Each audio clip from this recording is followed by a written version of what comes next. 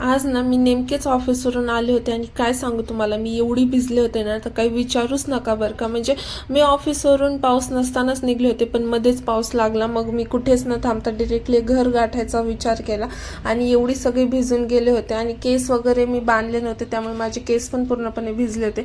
घरी आले, फ्रेश झाले आणि कपडे वगैरे चेंज केल्याच्या नंतर मग थोडंसं डोकं पुसलं आणि डोकं सुकवलं आणि नंतर हे जे काही चॉकलेट मी खाते ना, ते चॉकलेट आणि दुसरा एक चॉकलेटचा बॉक्स होता, तो मी ईश्वरकडून सकाळी घेतला होता.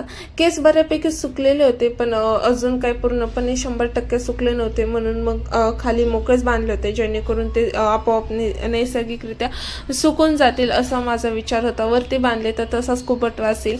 आणि नंतर मी गॅलरीमध्ये गेले गार्डन बघायला. तर काय सांगू तुम्हाला, बाहेर एवढं भारी नेचर, एवढं भारी वातावरण होतं ना, एवढं छान मंदगार वारा आणि पाऊस चालू होता. इकडे एक माणूस घुरस देखील सांभाळत होता बरं का.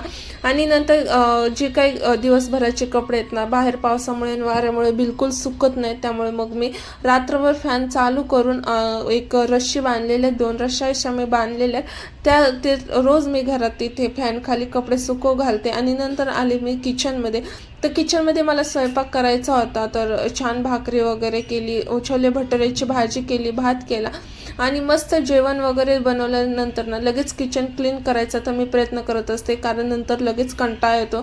त्यामुळे मग नंतर छान जेवण वगैरे केलं आम्ही दोघांनी पण. मस्त असं छान जेवण झालं आणि आजचा व्हिडिओ मी इथेच संपवते. चला भेटूया आपण नेक्स्ट ब्लॉगमध्ये. तोपर्यंत चलो बाय.